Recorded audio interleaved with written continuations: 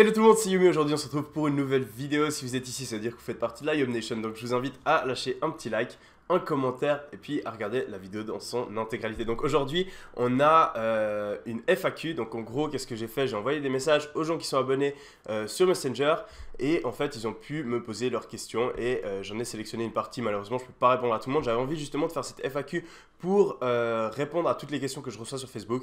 Donc je reçois vraiment tous les jours une cinquantaine. Et comme je l'ai dit plusieurs fois dans les vidéos, ne me posez pas des questions sur Facebook, je ne peux pas répondre. Je déteste vous ignorer, mais je ne peux vraiment pas répondre. Si je prenais le temps de répondre à ces 50 questions tous les jours, eh ben, j'aurais rien le temps de faire d'autre. Donc, malheureusement, je ne peux pas le faire. Donc, c'est pour ça que j'ai envie de faire cette FAQ pour un peu aider tout le monde. Mais il va falloir trouver les réponses par vous-même. Donc, vous avez Google, YouTube, vous avez le support Shopify, vous avez vraiment un millier de façons de trouver les réponses à vos questions et la plupart elles sont carrément même répondues dans les vidéos que j'ai mis sur YouTube. Donc vraiment, essayez de trouver les réponses à vous-même parce que moi je peux pas faire votre coach personnalisé comme ça, j'ai juste vraiment pas le temps. C'est un truc que je propose aux gens de la formation, mais pour tout le monde, il y a beaucoup trop de gens, c'est impossible. Donc voilà. Alors, j'ai eu beaucoup de questions par rapport à ma formation, je ne vais pas en parler, j'en parlerai dans une prochaine vidéo si on n'aura pas le temps de vraiment aborder toutes les questions. J'ai aussi pas mal de questions par rapport à mes revenus, etc.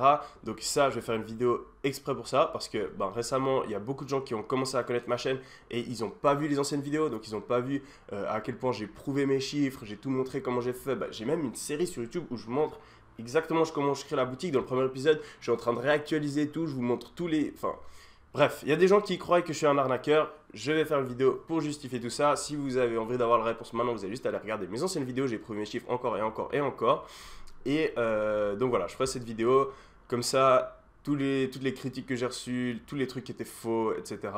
J'y répondrai. Je peux comprendre qu'on le pense si on voit juste ma dernière vidéo.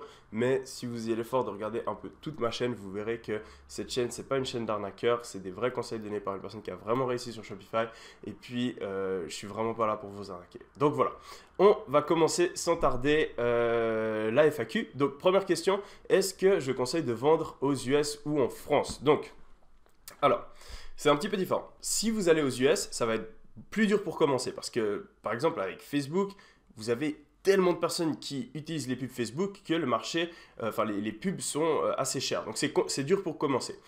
Par contre, pour scaler, vous avez une audience qui est tellement énorme que vous pouvez passer très rapidement de, je sais pas, 200 € par jour à 1000, 2000. Il y a des gens qui se font 10 000 € par jour sur ce genre de marché. Donc, plus de potentiel, mais c'est plus dur pour commencer. La France, c'est plus facile pour commencer, mais après, quand vous arrivez vers des gros montants, vous pouvez plus trop scaler parce qu'au final, vous avez montré votre pub à toutes les personnes qui étaient intéressées. Donc moi, je suis arrivé à ce niveau-là avec un site. Donc voilà, moins de potentiel, mais plus facile pour commencer. Et surtout, il n'y a pas que ces deux marchés. Il y en a d'autres qui sont encore plus intéressants. Typiquement, si vous parlez une certaine langue, par exemple l'espagnol, le portugais ou ce genre de langue, il y a dans ces marchés-là, il n'y a personne qui fait du dropshipping. Même en Italie aussi, il n'y a personne qui fait du dropshipping. Donc si vous parlez ces langues, allez faire la même chose sur ces marchés parce que ça va être tellement facile pour vous. C'est vraiment une aubaine. Voilà. Deuxième question, est-ce qu'on peut commencer le dropshipping à 16 ans? Donc ça, cette question, j'ai eu plein de fois. J'ai eu 16 ans, 17 ans, j'ai même eu quelqu'un qui avait 12 ans qui me demandait s'il pouvait commencer le dropshipping. Donc, avant 16 ans, je ne vous conseillerais pas quand même de commencer le dropshipping à moins que vous soyez extrêmement mature. Tout simplement parce que vous n'allez pas avoir l'expérience nécessaire pour gérer un business. C'est tout simple. Donc je vous conseille plutôt de vous améliorer, de lire, vraiment lisez des livres sur le marketing, développement personnel, la productivité, le mindset, etc. Formez-vous vraiment, formez votre cerveau pour que votre vie, elle soit bien faite. Si je pouvais revenir en arrière, c'est ça que je ferais quand j'étais plus jeune. Donc voilà, et ensuite, quand vous avez 16 ans, là, vous pouvez vous lancer. Donc, vous avez deux choix. Soit vous parlez à vos parents et vous leur demandez juste de créer l'entreprise à leur nom. Okay, le compte bancaire à leur nom, pour Stripe, etc. Donc voilà, et ensuite, c'est vous qui gérez l'entreprise. Donc, ou même pas forcément un parent, un proche, un ami, quelqu'un qui a 18 ans, n'importe qui. Okay, donc vous faites ça à son nom. Il y a plein de gens qui ont fait ça. Si vous regardez aux États-Unis, il y a des gens, ils ont des chaînes, ils ont 16 ans et ils font je sais pas combien en dropshipping, ils ont des chaînes YouTube avec des milliers d'abonnés. Donc c'est vraiment possible. Ensuite, deuxième possibilité, vous pouvez faire une demande d'émancipation. Je sais que c'est possible en France, en Suisse, c'est pas possible. Donc, en gros, ce que vous faites, c'est un procédé juridique. Et ensuite, après, vous avez tous les droits qu'une personne de 18 ans aurait. Donc, en fait, vous pouvez faire votre entreprise à votre nom, etc. Je ne sais pas si c'est long à faire, si ça coûte, etc. À vous de vous renseigner, débrouillez-vous. Voilà. prochaine question. Comment éviter de brouiller son pixel? Donc le pixel, c'est un mythe, c'est genre le pixel, nanani, il y a vraiment plein de pensées complètement fausses par rapport à ce pixel. Donc le pixel, il est là pour quoi? Il est là pour récolter les données sur les utilisateurs qui viennent. Donc qu'est-ce qu'il fait? Il regarde qui vient. Ok, et ensuite, après, il trouve des caractéristiques sur ces gens. Et ensuite, vous allez utiliser ces données pour faire des audiences retargeting, donc re-envoyer les pubs aux gens qui sont venus, et lookalike, donc envoyer des pubs aux gens qui ressemblent aux gens qui sont venus. Voilà. Donc, même pas les gens qui sont venus, les gens qui ont acheté. En général, on fait une lookalike sur les gens qui ont acheté. Donc, si par exemple, dans une de mes vidéos, je vous montre comment avoir des likes facilement en mettant votre pub dans les pays en voie de développement, etc., au Nigeria, etc., en Inde, au Brésil, eh ben, les gens, ils vont liker votre pub Facebook, mais ils vont pas venir acheter sur votre site. Donc du coup, le pixel, ils s'en fiche. Ils vont même pas cliquer sur votre site. Donc le pixel, il s'en fiche. Il est pas bête. Ok? Donc vous n'allez pas brouiller votre pixel. Donc de nouveau, le pixel, il regarde que les gens qui achètent. Donc on s'en fiche les gens qui viennent sur votre site. Donc voilà. Et un autre truc, le pixel, il va aussi optimiser les pubs. Au fur et à mesure. Mais il ne va pas optimiser les pubs par rapport à toutes les données qu'il a sur le site. Il va optimiser les pubs au niveau de l'ensemble de publicités, de l'ad set. Donc en gros, il va regarder les gens qui cliquent sur cette publication Facebook, comment ils se comportent. Et il va optimiser.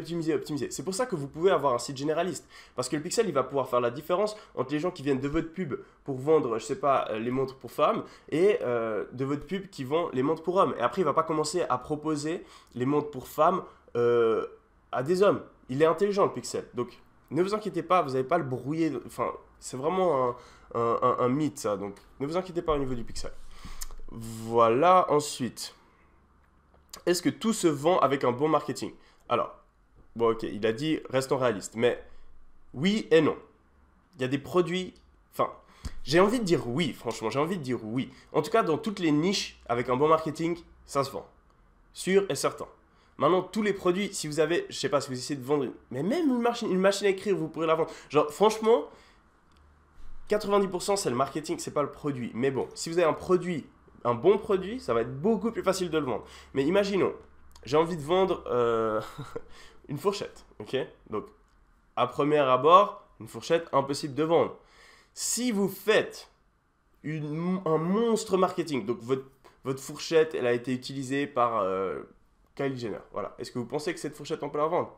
Bien sûr que oui. Donc, sans aller dans les extrêmes, si vous faites un bon marketing, même pour un produit qui est pas exceptionnel, par exemple, bah là, les montres, il y a tout le monde qui les vendait quand j'ai commencé ma série, bah vous voyez, je les ai vendus. Maintenant, bon, il y a tout le monde qui utilise ma technique, le déstockage, c'est le truc le plus utilisé sur les sites Facebook, donc vous pouvez plus trop utiliser cet argument de vente, mais trouvez-en un autre. Ce que je conseille en ce moment, vraiment, c'est de faire des vidéos. Faites des vidéos, prenez le temps de commander vos produits et faites des vidéos parce que ça va être tellement plus simple pour vous pour avoir des ventes. Donc voilà un petit exemple de marketing qui vous permettra de vendre un peu plus facilement les produits.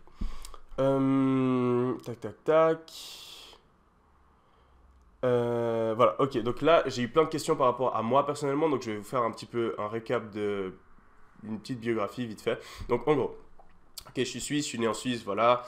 La plupart de mon enfance, qu'est-ce que je faisais? Je jouais au foot. J'étais dans les meilleurs footballeurs enfin, c'est un canton en Suisse, mais c'est comme l'équivalent d'un département. Donc voilà, j'étais sur la voie pour devenir footballeur professionnel. Ensuite, après, je me suis blessé et puis j'ai aussi changé d'intérêt, donc j'ai arrêté le foot. Ensuite, du coup, j'ai commencé à faire des vidéos sur YouTube. Mais je faisais pas sur le dropshipping. Donc moi, j'ai toujours adoré de faire des vidéos sur YouTube. C'est pour ça que j'en fais aussi, hein. Donc voilà.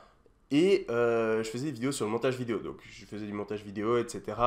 Donc j'étais assez fort là-dedans. Et puis je faisais des tutos, donc j'ai eu plein de gens qui me suivaient grâce à ça. Ensuite, bon après j'ai fait mon parcours scolaire normal, je suis allé au lycée, j'ai fait un échange, je suis allé 1 an en Allemagne, je suis revenu. Et ensuite j'ai commencé à m'intéresser à tout ce qui est business en ligne, etc. J'ai toujours été, genre, dans ma tête, j'allais devenir entrepreneur toute ma vie. Hein. Toute ma vie, j'étais sûr de ça. Mais dans ma tête, j'étais là, ok, comment est-ce qu'on fait pour devenir entrepreneur? J'ai écouté ce que la société me disait, toutes ces conneries que la société dit. Donc, ouais, alors il faut aller faire des études. Donc, tu fais tes études, après, tu vas travailler dans une banque pendant 5 ans peut-être même 10 ans. Et après, tu auras les fonds nécessaires et puis l'expérience nécessaire. Du coup, tu vas créer ton premier business. Bon, d'ici là, il faut que tu aies trouvé une idée révolutionnaire. Et après, ben, peut-être qu'à 35 ans, tu seras patron de ton business. N'importe quoi. Ok. Ensuite, après, j'ai commencé à voir les vidéos de Tai Lopez sur YouTube. J'ai commencé à le suivre. Et j'ai acheté son cours pour faire une agence de marketing digital. Donc j'ai fait mon agence de marketing digital qui a très bien marché. Donc j'ai remboursé le cours que j'ai acheté le mois d'après et j'ai commencé à générer 3000 euros par mois grâce à mon agence de marketing digital. Et en même temps, je faisais toujours mes études. Donc vraiment à temps partiel, comme ça, genre 1-2 heures par jour. Et j'avais ce salaire qui rentrait à la fin du mois. Après, j'ai arrêté parce que comme je l'ai mentionné, j'aime pas avoir de gros clients. Donc j'ai arrêté. Et j'ai commencé le dropshipping. J'ai acheté le cours de Alex Baker en septembre, non, en août, fin août, quelque chose comme ça. Ensuite, après, j'ai lancé, donc je regardais son cours et en même temps je faisais mon site, parce que comme je le conseille toujours, il faut passer à l'action. Donc même si j'avais même pas regardé son cours, je savais rien, j'avais aucune idée de ce que je faisais, j'ai fait un site en parallèle, ok. Donc j'ai fait un site qui a absolument pas marché, je voulais vendre des bracelets militaires. Je pense que ça aurait pu marcher, mais je savais pas trop comment faire. Donc j'ai fait ça, ce site, ok, j'ai fait une vente après genre, je sais pas, 2 semaines. Et après, donc j'avais continué à regarder son cours. Après, j'ai vu que son cours il était un peu moyen, donc du coup j'ai été me renseigner sur d'autres cours. J'ai regardé sur YouTube, je me suis démerdé, j'ai essayé plein de trucs. Et boum, le 1er octobre, j'ai commencé. Le 1er octobre. Donc là, toute cette période, je regardais plus ou moins, mais je n'étais pas vraiment lancé dedans. Après le 1er octobre, je me suis dit, ok, je lance un nouveau site, j'ai tout fait mon site, et j'étais là ça va marcher, je me donne à 100%. Et j'ai créé mon premier site qui est monté à 12 000 euros, je crois, quelque chose comme ça, le premier mois, 40 000 euros le deuxième mois, etc. Et ensuite, après, bon, j'ai géré mes différentes boutiques, blablabla, etc. Donc, tout ça en étant à l'université. Tout ça en étant à l'université, je suis toujours à l'université, j'ai fait une vidéo là-dessus, si vous voulez la regarder. Vous regardez, voilà, j'explique pourquoi je suis toujours à l'université malgré le fait que je fais de l'argent et qu'est-ce que je pense de l'université. Donc je suis toujours à l'université en ce moment, etc. J'ai encore. Je gère, j'ai une soirée par mois que j'organise dans une boîte de nuit. Je suis assistant pour mon université. J'ai encore plein de trucs que je fais. Donc le YouTube et le dropshipping, c'est pas toute ma vie. J'ai plein de trucs que je fais en même temps. Et donc voilà plus ou moins pour ma biographie. J'espère que j'ai pas trop loupé de trucs qui auraient été intéressants pour vous. Mais en gros, voilà, Tai Lopez, il m'a ouvert les yeux. On peut devenir entrepreneur n'importe quand. Internet, c'est la révolution. Mieux vaut devenir maintenant plutôt que perdre son temps à faire je sais pas quoi. Donc voilà. Ensuite, à quand un rassemblement de la Yum Nation? Donc là, vraiment, commentez si vous êtes intéressé. Commentez si vous êtes intéressé. Je vais le faire si vous êtes intéressé. Sinon, non. Donc, soit, il y a deux possibilités. Soit, vous venez en Suisse, à Lausanne. On fait un event, machin, genre je vais pas faire cher, genre vraiment juste le prix pour que je puisse louer les locaux, etc. Puis voilà, donc vraiment pas cher. Soit sinon, je viens à Paris et là j'essaie de faire un truc un petit peu plus gros. Dites-moi lequel des deux vous intéresse, combien de personnes intéressées. Si je vois qu'il y a genre 20, 30 personnes qui sont intéressées dans les commentaires, bah je vais mettre ça en place. Ensuite, ouais, est-ce que tu as choisi des niches pas profitables dans mon passé? Bah oui, enfin, je pense pas que c'est la niche, c'est plutôt le marketing. Je pense que si maintenant je devais refaire la même niche, j'arriverais à la faire marcher. Mais oui, donc mon premier site, il a pas marché. Bah, c'était pas sérieux quand je le faisais. Ensuite, tac tac tac, ok, je suis étudiant comme toi, nanani, j'ai juste envie de me faire 300 euros par mois. Ok, donc oui, bien sûr que oui, tu peux te faire 300 euros par mois avec le dropshipping. Ou tu peux utiliser même la technique que j'ai montrée dans ma dernière vidéo. Et là, tu n'auras même pas besoin de te casser la tête. C'est très facile. Donc, 300 euros par mois, vraiment sans problème avec le dropshipping. Plein de... Ok, donc plein de gens disent que les chiffres... Alors, plein de gens disent... Alors, je vais lire la phrase. Ok.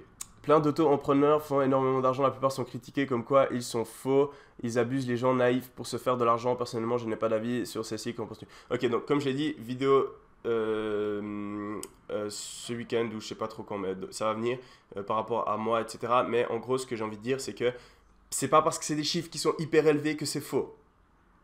C'est pas parce que c'est des chiffres qui sont pire élevés que c'est faux. Il y a des gens qui ont des sites, je vous montre, ils font 1 million par mois en dropshipping. Et je sais que c'est vrai. Je sais que c'est vrai. Donc, vous pouvez faire des chiffres de malade. Vous pouvez, c'est pas facile. Ça, c'est un truc. Ok, j'ai fait une vidéo où je disais pourquoi le dropshipping n'est pas mort, etc. J'ai tout expliqué. Et un truc que j'ai pas assez appuyé, c'est le dropshipping n'est pas mort, ça marche toujours, mais il faut travailler. C'est pas facile. C'est pas facile. Ok, ça, je vous le dirai jamais. C'est pas facile. Vous pouvez, bien sûr, tout. Un autre truc que j'ai dit, ouais, vous travaillez 1-2 heures par jour et puis vous pouvez aller habiter où vous voulez. Bien sûr que oui, bien sûr qu'on peut le faire, mais c'est pas facile. C'est pas facile. C'est pas genre vous allez commencer à faire votre dropshipping. Et puis vous allez regarder 2-3 vidéos sur YouTube, hop, vous allez lancer votre site, hop, allez, vas-y, 3 000 € par mois, c'est bon, je suis sur une plage comme ça. Non, ok, vous allez galérer pendant un mois, vous allez vous former comme un truc de malade. Il y en a, ça va prendre 2 mois, 3 mois, il y en a, ça va prendre 2 semaines, ça dépend. Vous allez, faut être à fond, ok. Et quand vous allez avoir vos premiers résultats, ça va être difficile, hein, vous n'allez pas être profitable au début. Tadam, vous allez comprendre le truc. Hop, vous êtes profitable. Et ensuite, dès ce moment-là, dès le moment où vous êtes profitable, après, scaler, c'est assez facile. C'est plus dur de devenir profitable plutôt que scaler. Ensuite, quand on arrive à scaler, là, vous pouvez arriver à des chiffres qui sont hauts, qui sont, je sais pas, 3, 4, 5, 6, 10 000 € par mois de chiffre d'affaires, je parle, hein, pas de bénéfice, chiffre d'affaires. Et ensuite, après, si vous êtes quelqu'un qui n'est pas intéressé par faire le plus d'argent possible, mais qui a juste envie de rien faire, vous automatisez votre truc.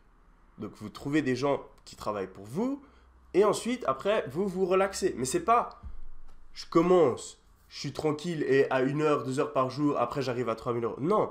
D'abord, vous devez taffer comme un malade et ensuite, vous arrivez à vos 3 000 € par jour et vous pouvez vous relaxer. Enfin, 3 000 € par mois sans rien faire.